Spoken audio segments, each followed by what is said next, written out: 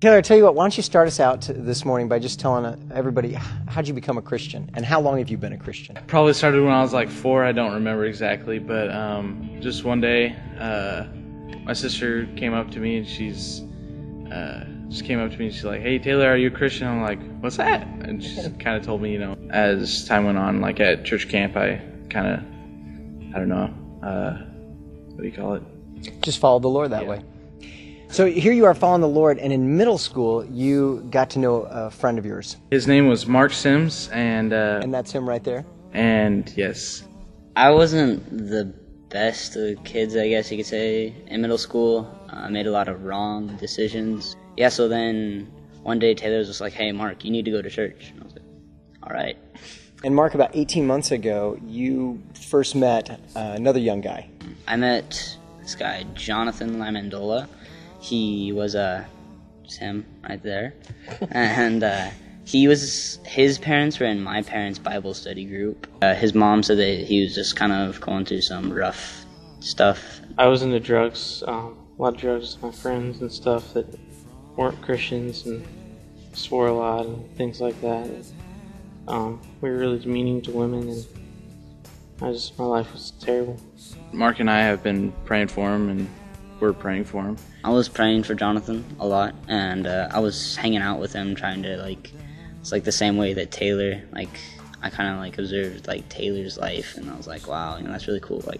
I kind of tried to lead Jonathan in that way. My life was just falling apart, and I was just really depressed and stuff, and then I started hanging out with Mark more because he noticed that, I was not doing so good, so he cared about me and started hanging out with me. And he invited me to go to church. You started having a burden for another one of your friends. Eddie Richardson. Hi. And he had been hanging out with some bad people in Whidbey Island in California, and he had some bad history there. It was kind of empty because I didn't really have anything to look forward to the next day. I didn't really have a reason. Well, I had a reason to live, but I didn't have a reason to live for. Everyone kind of welcomed me with open arms and open hearts just to listen to my story. And so, Jonathan, during that time, you were praying for Eddie. And Mark, what were you doing during this time? Praying for Eddie and hanging out with him. Mm-hmm. And Taylor, what were you doing in the whole thing? Praying for Eddie. Yeah. Well, I had been going to Mark and Jonathan's LTG for probably maybe 3 months. And they're like, you need to accept Christ and you need to become a Christian. And so that was the day that I did it. During the whole time, there were a few other guys our group was praying for. And one of them, Taylor, I think you introduced originally. What was his name? David Rader.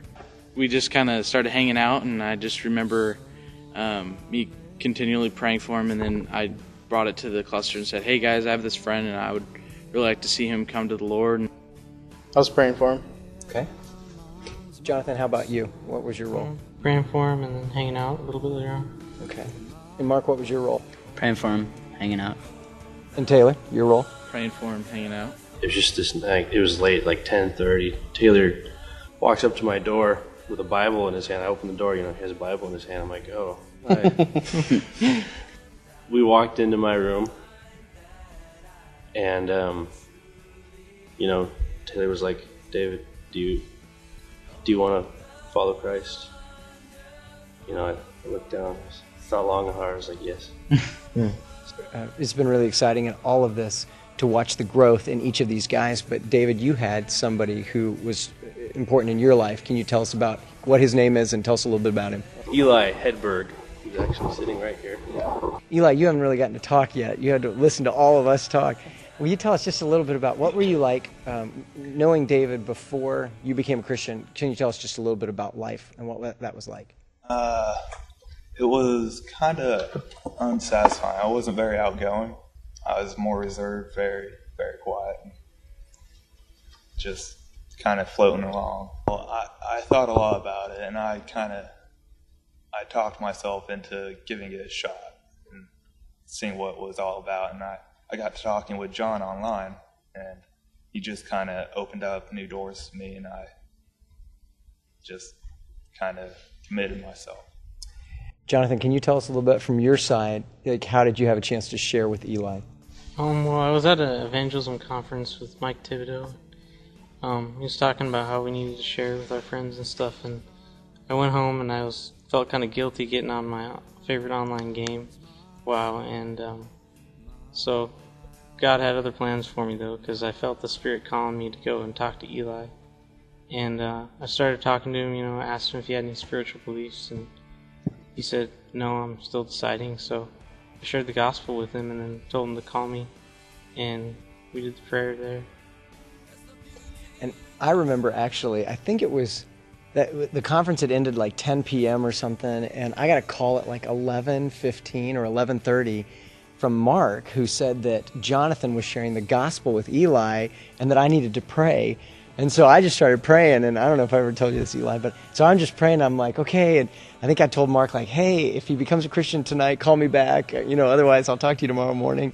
And just maybe a half an hour later, I got a phone call that Eli, you'd made a decision to become a Christian. I'm real happy that this is all happening. And I just hope that one day we can have some more people to the left of me.